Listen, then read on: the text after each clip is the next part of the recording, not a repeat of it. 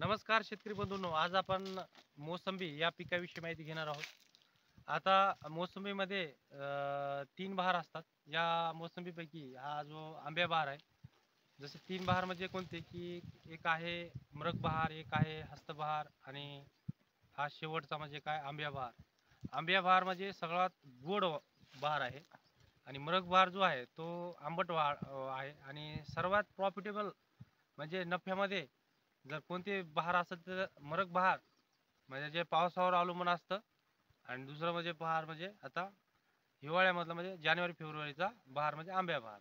हा बहार जो आहे जेव्हा सूर्य आणि मकर राशीत येतो त्यावेळेस या बहाराला आपण काय म्हणतो, आंब्या बहार म्हणतो.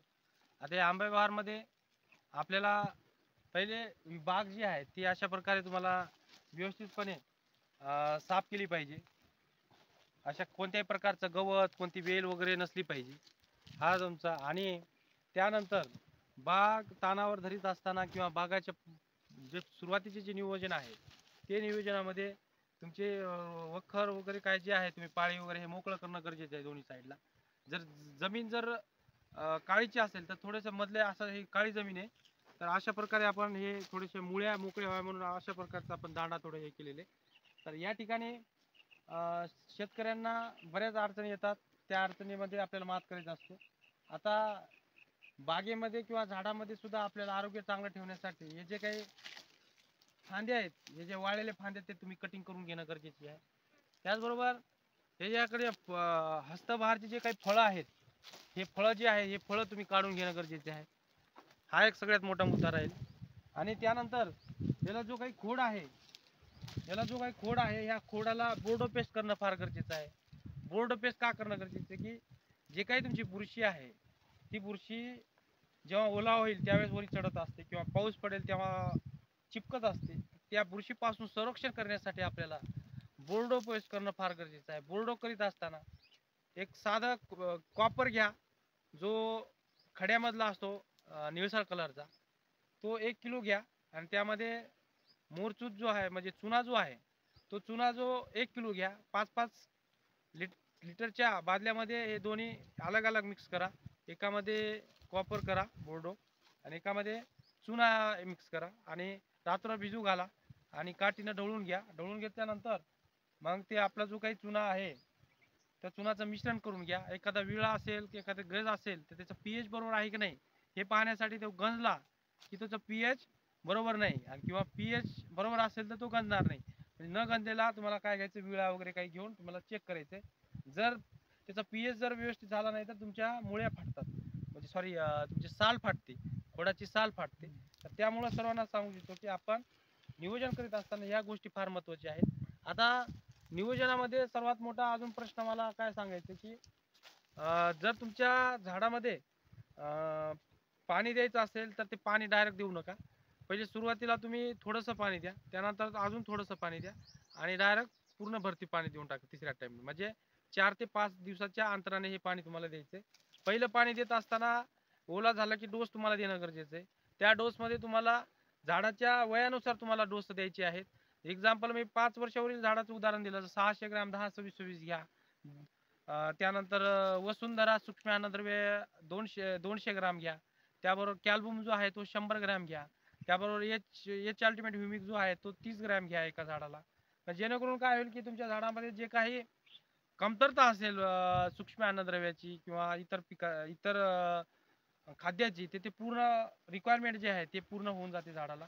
आता सर्वांना प्रश्न अजून सांगू शकतो की आपलं जो झाड आहे ताणवर बसणं म्हणजे काय, की झाडाचे जे काही फांदे असतात त्या फांद्या काळोख होणं, याला लवचिकता येणं, याला आपण काय म्हणतो की आपलं ताण बसलेलं आहे. आणि 30 ते 40% पानगळ झाली किंवा त्याच्यापेक्षा जास्त जवळ झाली तर आपलं बाग जो आहे तो तानावर असं गृहीत धरलं जातं.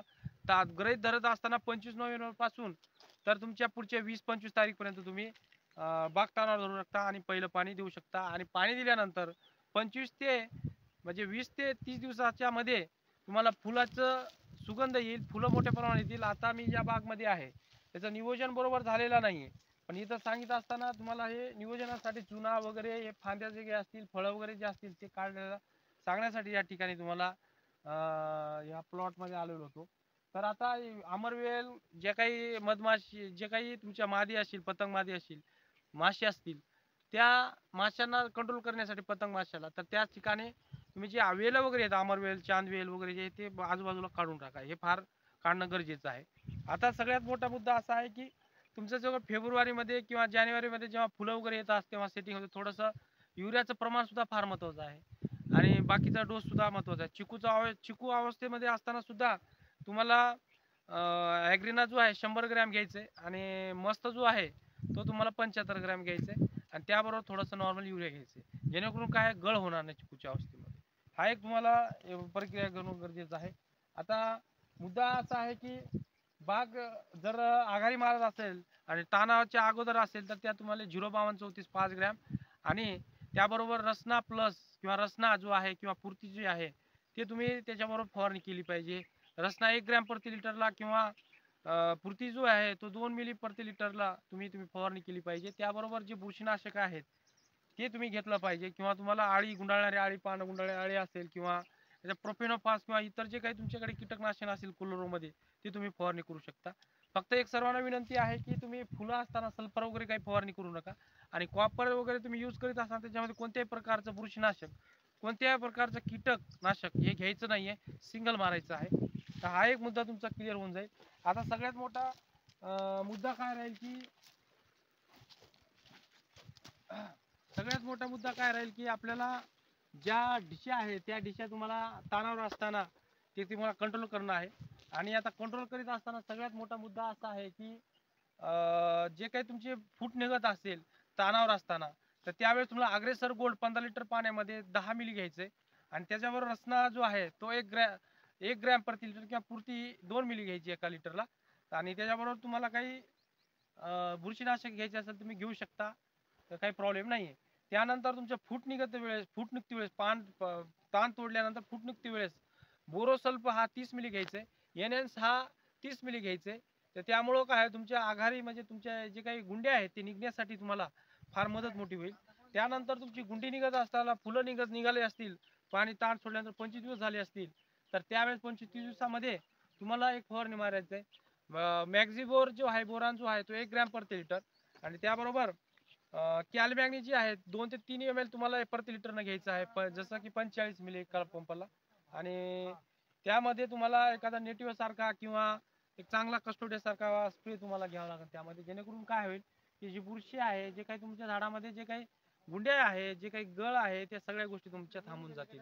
म्हणून मी सर्व शेतकऱ्यांना सांगू इच्छितो की येणाऱ्या काळामध्ये, येणाऱ्या ह्या सीझन मध्ये ज्यांना काही अडचणी असतील त्यांनी अशा पद्धतीनं तुमच्या झाडाची जोपासना करावी आणि खताचा जो डोस आहे, खताचा जो समतोल डोस आहे, जो काही रेशो आहे तो पूर्णपणे बरोबर आला पाहिजे या उद्देशानं तुम्ही बागेचं नियोजन केलं पाहिजे. आणि ज्यांना बागेविषयी माहिती पाहिजे असेल त्यांनी मला संपर्क सुद्धा साधू 9822 756 791 या क्रमांकावर तुम्ही नंबर संपर्क साधू शकता. धन्यवाद.